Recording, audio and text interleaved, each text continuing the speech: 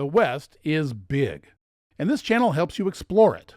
It's always a great time for a road trip, whether you have an RV, SUV, or something else. Oh, the places we go. I like my road trips to have a theme, something that links all the destinations. This time, I'm taking you to several Native American sites in the Southwest, and one in the Midwest. We'll see amazing places along the way. Most are nature-made, but some are handmade of stone. And one is carved into stone, without the benefit of metal tools. And here, there are few crowds. This is the map of the route. You can start from anywhere. I'm going to start in southern New Mexico, just south of the town of Alamogordo. We come to White Sands National Park. And you may be wondering how this fits into our theme. Well, until a few years ago, it really didn't. Then a wandering ranger, far from the visitor center, and in a place that they won't disclose, he found very old human footprints.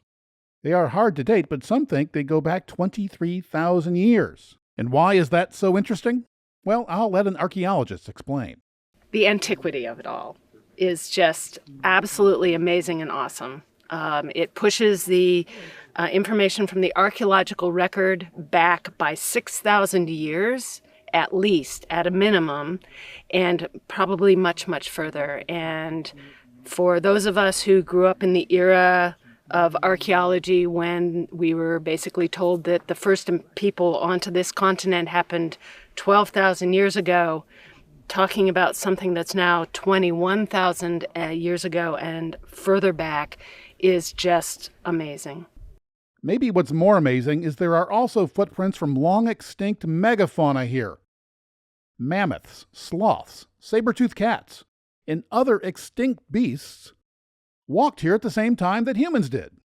I think her husband said it best.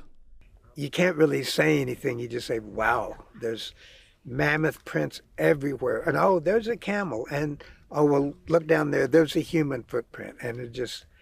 They're excavating and documenting the tracks to learn what they can before they erode away. It can be windy here, and the blown gypsum sand quickly erodes them away. Previously, archaeologists believed that humans migrated across the Beringia land bridge near the end of the last ice age. Now we know better. The most significant finding is that we can definitively say that human beings were present here at White Sands during the last glacial maximum, and that is far older than they have been confirmed anywhere else in North or South America. But it's also interesting because, many Native Americans say, well, we've been here forever. And the archaeologists have said, well, no, you haven't. But suddenly we're pushing them back 10,000 years, 8,000 years further into the past than most archaeologists were willing to agree. The tracks are in an area once covered by an ice age lake called Oturo.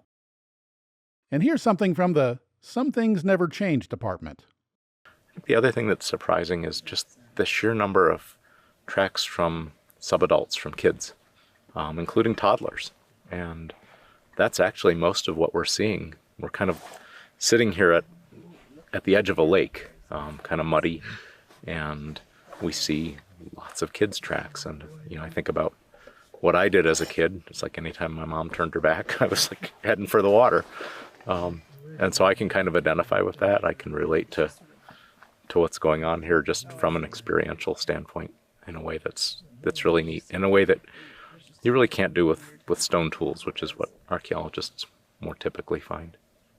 So it seems that kids have always wanted to jump in a big puddle. Inconveniently, it seems that even during a glacial maximum, the climate is capable of changing.